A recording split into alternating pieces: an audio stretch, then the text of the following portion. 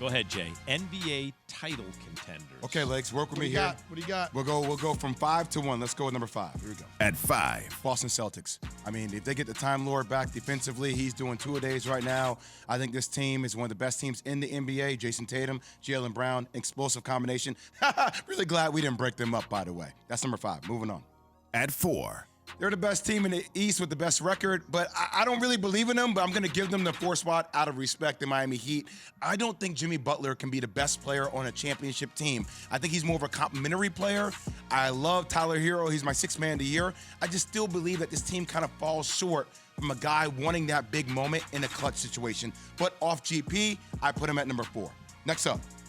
Number 3. Oh, my team, I love it. Even without him, I mean, 21-2 without Ja Morant.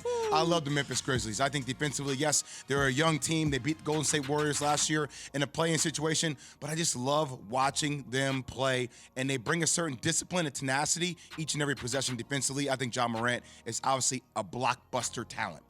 Next up. Number 2. Phoenix Suns, CP3, Devin Booker. That's enough said about the Suns. They are the team. They've been there the whole year, the best record in the NBA.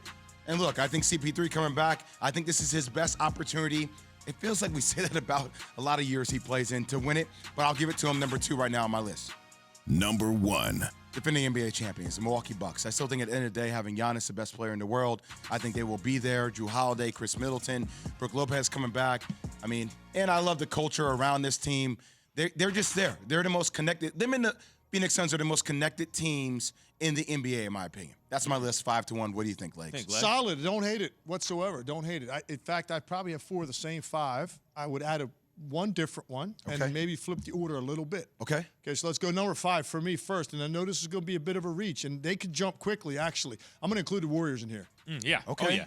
Oh, yeah. I'm including Golden State at 5. By the way, knock the Heat out and put Golden State in there. I would probably knock the Celtics out. Oh. Instead of the Heat. Even with Willie, if Time Lord comes back? I would keep the Heat. Listen, Boston's going to have their hands full early on. Okay? Yes. So, I mean, there's no certainty they're going to make a deep run when you got to deal with that right off the bat. So, but if they get by their first round matchup, and then they get him back probably middle of the second round, it sounds like. Look, now it's a different conversation. And actually, if they play a tough first round against Brooklyn and they survive that, and then they get Williams back, man, that could be an impetus. Who knows, right? But I'm gonna go with the Golden State Warriors. I think at 5. I would put the Heat at 4. I like that for all the reasons that you said. I think Jimmy Butler's got a lot of pressure on him. He can't have stretches of games where he's passive, and he's more of a playmaker. They need him to be that raw scorer that every night is going out there 20 to 25, and you can pencil it in. Sometimes he gets passive for long stretches in games, and I don't know that they've got other guys I trust in those situations to carry them offensively. I completely agree with Memphis at number 3. Listen, it's not a mirage what we've seen with this team. You wonder, you watch them, you're so young, and you go, okay, are they really ready to take that kind of step? And all they do is continue to emphatically say yes with everything that they do.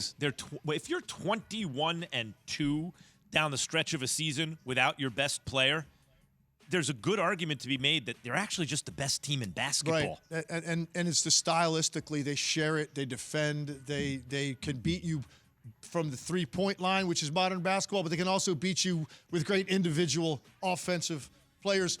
Now we get down to the top 2. Jay and I agree on who those two teams are. I would probably flip them, though. I just think Phoenix has been head and shoulders above every team in the league this year. They've been so good start to finish. They have, obviously, a chip on their shoulder because they've got unfinished business.